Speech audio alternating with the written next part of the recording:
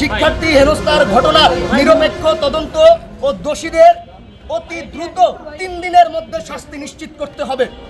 দ্বিতীয়ত, শিক্ষার্থীদের নিরাপত্তা ও অধিকার রক্ষায় কার্যকর পদক্ষেপ নিতে হবে প্রত্যেকটি ক্যাম্পাসের অধ্যক্ষকে। তৃতীয়ত, ভয়ভীতি ও মিথ্যা মামলার রাজনীতি বন্ধ করে যে অপসংস্কৃতি বন্ধ করে আমাদের শিক্ষার্থীদেরকে যারা বিশ্ববিদ্যালয় আন্দোলনের নেতৃত্ব দিয়েছে 24-25 শাসন থেকে শুরু করে সিনিয়র মেজরিটি, তাদের সকলকে নিরাপত্তার নিশ্চিত করতে হবে। আপনারা জানেন আমাদের Dhaka college, Titumir college, Bangla college সকল কলেজের সমন্বয়ে শিক্ষার্থীরা আন্দোলন সংগ্রাম করে সেন্ট্রাল ইউনিভার্সিটি নিয়ে আসছে। সেই ক্ষেত্রে সকল রাজনৈতিক ছাত্র সংগঠন একই ছায়ার নিচে এসে এই বিশ্ববিদ্যালয় আন্দোলনে একমত প্রকাশ করেছে। সেই ক্ষেত্রে শুধু একজন ব্যক্তির কারণে কেন ক্ষমতাসীন রাজনৈতিক সংগঠনের ছাত্র সংগঠন তারা হচ্ছে ইয়ার শিকার হবে, দোষের শিকার হবে? এই একজন ব্যক্তি কি তাদের রাজনৈতিক দলের ঊর্ধ্বে নাকি আমাদের সরকারের ঊর্ধ্বে?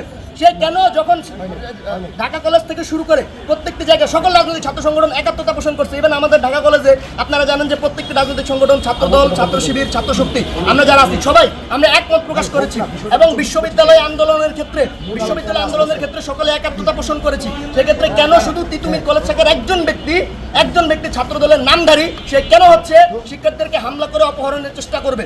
আমরা চাই ক্ষমতাসীন রাজনৈতিক সংগঠনের, ছাত্র সংগঠনের চূড়ান্ত নেতৃবৃন্দ থেকে এর বিরুদ্ধে অনতিবিলম্বে ব্যবস্থা গ্রহণ করা হবে এবং আমাদের 7 ক্যাম্পাসে যারা রাজনৈতিক ছাত্র সংগঠনের নেতৃবৃন্দ আছে তারা অবশ্যই এই বিষয়ে নিজস্ব পদক্ষেপ গ্রহণ করবে।